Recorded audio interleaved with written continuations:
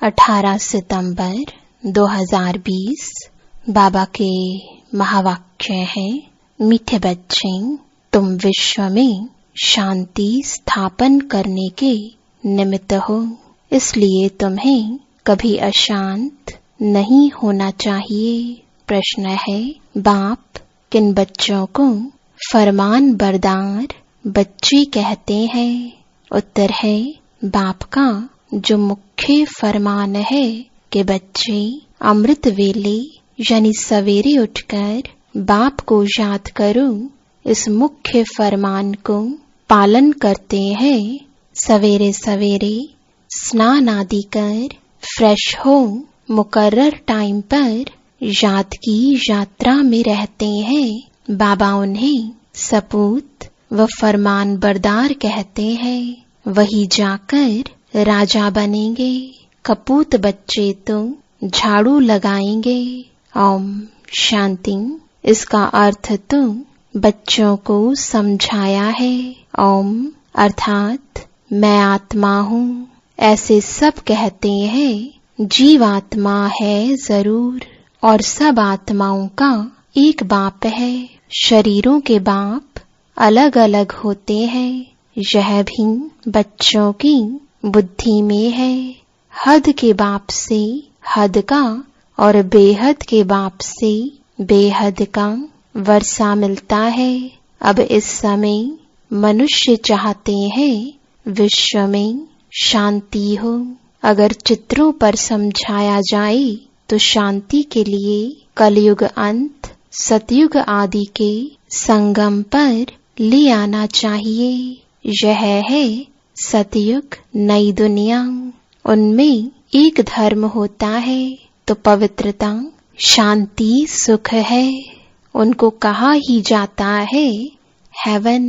यह तो सब मानेंगे। नई दुनिया में सुख है, दुख हो नहीं सकता। किसको भी समझाना बहुत सहज है। शांति और अशांति की बात यहाँ विश्व पर ही होती है। वह तो है ही निर्वाण धाम, जहाँ शांति अशांति का प्रश्न ही नहीं उठ सकता है। बच्चे जब भाषण करते हैं तो पहले पहले विश्व में शांति की बात ही उठानी चाहिए। मनुष्य शांति के लिए बहुत प्रयास करते हैं, उनको प्राइज भी मिलती रहती है। वास्तव में इसमें दौड़ा दौड़ी करने की बात है नहीं। बाप कहते हैं सिर्फ अपने स्वधर्म में टिको तो विकर्म विनाश हो जाएंगे। स्वधर्म में टिकेंगे तो शांति हो जाएगी। तुम हो ही एवर शांत बाप के बच्चे। यह वर्षा उनसे मिलता है। उनको कोई मोक्ष नहीं कहेंगे। मोक्ष तो भगवान को भी नहीं मिल सकता। भगवान को भी पाठ में जरूर आना है। कहते हैं कल्प कल्प कल्प के संगम युगे मैं आता हूँ। तो भगवान को भी मोक्ष नहीं तो बच्चे फिर मोक्ष को कैसे पा सकते हैं? यह बातें सारा दिन विचार सागर मंथन करने की है। बाप तुम बच्चों को ही समझाते हैं। तुम बच्चों को समझाने की प्रैक्टिस जास्ती है। शिव बाबा समझाते हैं तो तुम सब ब्राह्मण ही समझते हो। विचार सागर मंथन तुमको करना है। सर्विस पर तुम बच्चे हो, तुमको तो बहुत समझाना होता है। दिन रात सर्विस में रहते हैं। म्यूजियम में सारा दिन आते ही रहेंगे। रात्रि को 10-11 तक भी कहाँ आते हैं। सवेरे 4 बजे से भी कहाँ सर्विस करने लग पड़ते हैं। यहाँ तो घर है, जब चाहे तब बैठ सकते हैं। सेंटर्स में तो बाहर से दूर दूर से आते हैं तो टाइम मुकर्रर रखना पड़ता है। यहाँ तुम कोई भी टाइम बच्चे उठ सकते हैं, परंतु ऐसे टाइम तुम नहीं पढ़ना है जो बच्चे उठें और झुटका खाएं। इसलिए सवेरे का टाइम रखा जाता है जो स्नान आदि कर फ्रेश हो आए, फिर भी टाइम पर नहीं आते तो उनको फरमान बरदार नहीं कह सकते हैं। लौकिक बाप को भी सपूत और कपूत बच्चे होते हैं ना, बेहद के बाप को भी होते हैं। सपूत जाकर राजा बनेंगे, कपूत जाकर झाड़ू लगाएंगे। मालूम तो सब पड़ जाता है ना।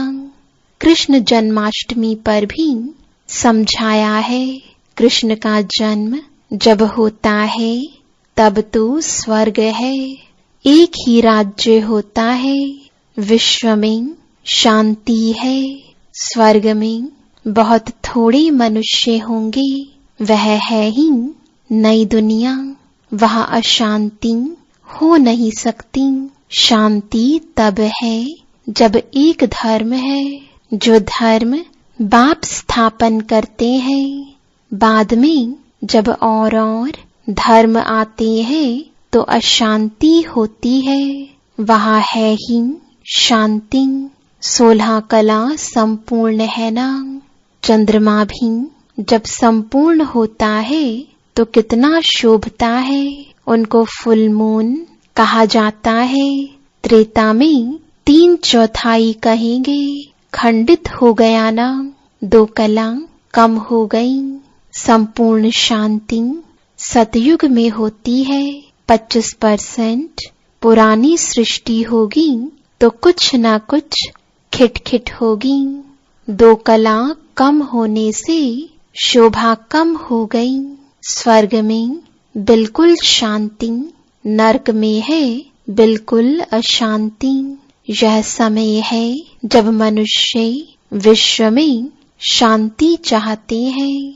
इनसे आगे यह आवाज नहीं था कि विश्व में शांति हो। अभी आवाज निकला है क्योंकि अब विश्व में शांति हो रही है। आत्मा चाहती है कि विश्व में शांति होनी चाहिए। मनुष्य तो देह अभिमान में होने कारण सिर्फ कहते रहते हैं विश्व में शांति हो। 84 जन्म अब पूरे हुए हैं। यह बाप ही आकर समझाते हैं, बाप को ही याद करते हैं। वह कभी किस रूप में आकर स्वर्ग की स्थापना करेंगे, उनका नाम ही है हेवनली गॉड फादर। यह किसको भी पता नहीं है हेवन कैसे रचते हैं। श्री कृष्ण तो रच ना सके, उनको कहा जाता है देवता। मनुष्य देवताओं को नमन करते हैं, उनमें दैवी गुण है, इसलिए देवता कहा जाता है। अच्छे गुण वाले को कहते हैं ना, यह तो जैसे देवता है। लड़ने झगड़ने वाले को कहेंगे यह तो जैसे असुर है। बच्चे जानते हैं हम बेहद के बाप के सामने बैठे हैं, तो बच्चों की चलन कितनी अच्छी होनी चाहिए। अज्ञान काल में भी बाप का देखा हुआ है 6-7 कुटुंब इकट्ठे रहते हैं, एकदम शीरखंड हो चलते हैं। कहा तुम घर में सिर्फ 2 होंगे तो भी लड़ते झगड़ते रहेंगे, तो तुम हो ईश्वरीय संतान। बहुत बहुत शीरखंड हो रहना चाहिए। सतयुग में शीरखंड होते हैं। जहाँ शीरखंड होना तुम सीखते हो तो बहुत प्यार से रहना चाहिए। बाप कहते हैं अंदर में जांच करो, हमने कोई विकर्म तो नहीं किया, किसको दुख तो नहीं दिया। ऐसे कोई बैठकर अपने को जांचते नहीं, यह बड़ी समझ की बात है। तुम बच्चे हो, विश्व में शांति स्थापन करने वाले। अगर घर में ही अशांति करने वाले होंगे तो शांति फिर कैसे करेंगे? लौकिक बाप का बच्चा तंग करता है तो कहेंगे यह तो मुआ भला। कोई आदत पड़ जाती है तो पक्की हो जाती है। यह समझ नहीं रहती कि हम तो बेहद के बाप के बच्चे हैं। हमको तो विश्व में शांति स्थापन करनी है। शिव बाबा के बच्चे हो, अगर अशांत होते हो तो शिव बाबा के पास आओ। वह तो हीरा है, वो झट तुमको युक्ति बताएंगे, ऐसी शांति हो सकती है। शांति का प्रबंध देंगे। ऐसे बहुत है, चलन दैवी घराने जैसी नहीं है। तुम अब तैयार होते हो गुलगुल दुनिया में जाने। यह है ही गंदी दुनिया, वैश्यालय। इनसे तो नफरत आती है। विश्व में शांति होगी तो नई दुनिया में संगम पर हो नहीं सकती। यहाँ शांत बनने का पुरुषार्थ करते हैं। पूरा पुरुषार्थ नहीं करते तो फिर सजा खानी पड़ेगी। मेरे साथ तो धर्मराज है ना। जब हिसाब किताब चुकतू होने का समय आएगा तो खूब मार खाएंगे। कर्म का भोग जरूर है। बीमार होते हैं वह भी कर्म भोग है ना। बाप के ऊपर तो कोई नहीं है।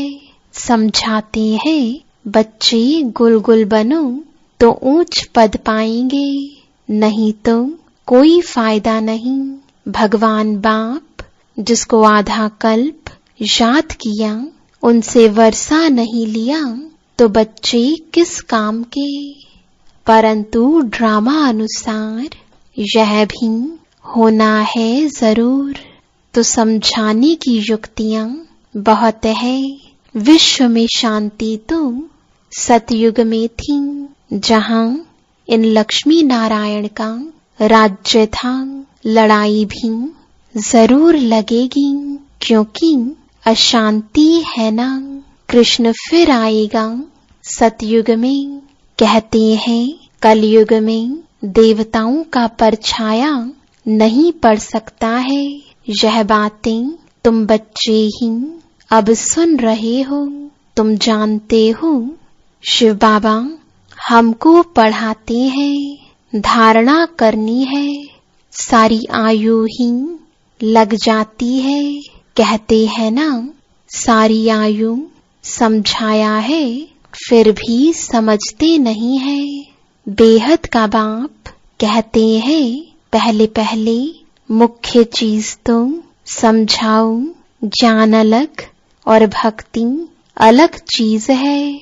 आधा कल्प है दिन, आधा कल्प है रात। शास्त्रों में कल्प की आयु ही उल्टी लिख दी है, तो आधा आधा भी हो नहीं सकते। तुम्हारे में कोई शास्त्र आदि पढ़े हुए नहीं है तो अच्छे हैं। पढ़े हुए होंगे तो संशय उठाएंगे, प्रश्न पूछते रहेंगे। वास्तव में जब वानप्रस्थ अवस्था होती है तब भगवान को याद करते हैं, कोई ना कोई की मत से। फिर जैसे गुरु सिखलाएंगे भक्ति भी सिखलाते हैं। ऐसे कोई नहीं जो भक्ति न सिखलाए। उनमें भक्ति की ताकत है, तब तो इतने फॉलोअर्स बनते हैं। फॉलोअर्स को भक्त पुजारी कहेंगे। यहाँ सब है पुजारी, वहाँ पुजारी कोई होता नहीं। भगवान कभी पुजारी नहीं बनता। अनेक पॉइंट्स समझाई जाती है। धीरे धीरे तुम बच्चों में भी समझाने की ताकत आती जाएगी।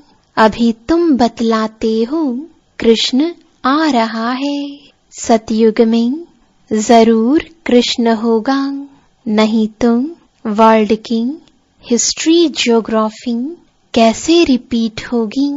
सिर्फ एक कृष्ण तो नहीं होगा, यथा राजा रानी तथा प्रजा होगी ना। इनमें भी समझ की बात है। तुम बच्चे समझते हो, हम तो बाप के बच्चे हैं। बाप वर्षा देने आए हैं। स्वर्ग में तो सभी नहीं आएंगे, न त्रेता में सब आ सकते हैं। झाड़ आहिस्ते आहिस्ते वृद्धि को पाता रहता है। मनुष्य सृष्टि रूपी झाड़ है, वहाँ है आत्माओं का झाड़।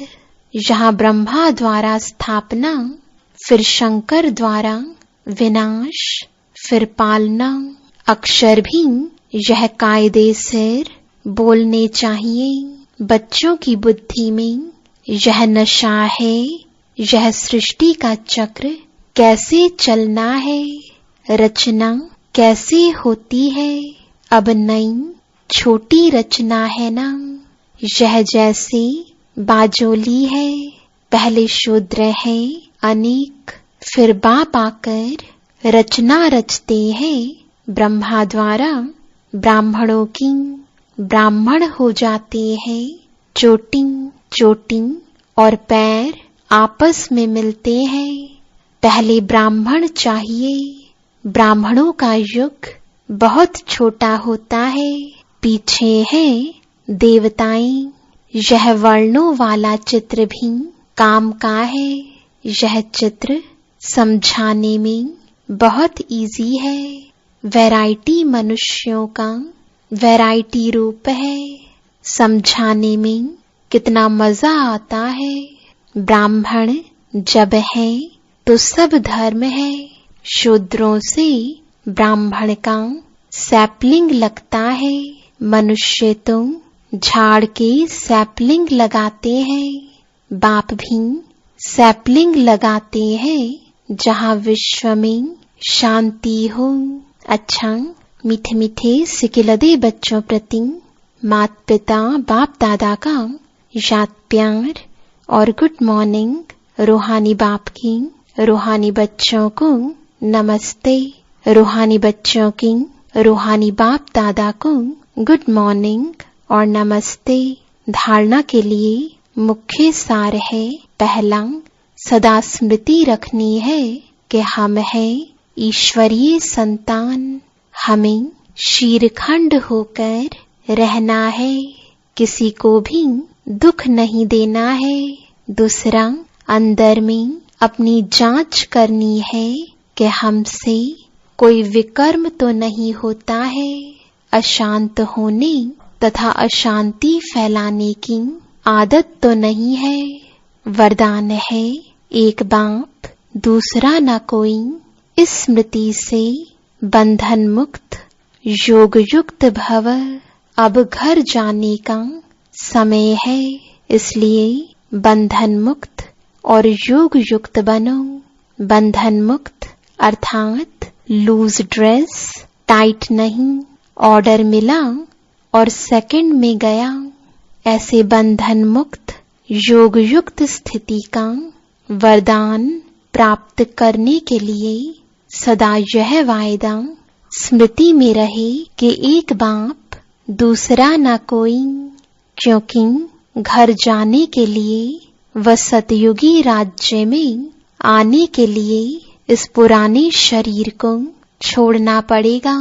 तो चेक करो, ऐसे एवर रेडी बने हैं या अभी तक कुछ रस्सियां बंधी हुई हैं। यह पुराना चोला टाइट तो नहीं है। स्लोगन है, व्यर्थ संकल्प रूपी एक्स्ट्रा भोजन नहीं करो तो मोटेपन की बीमारियों से बच जाएंगे। ओम शांति।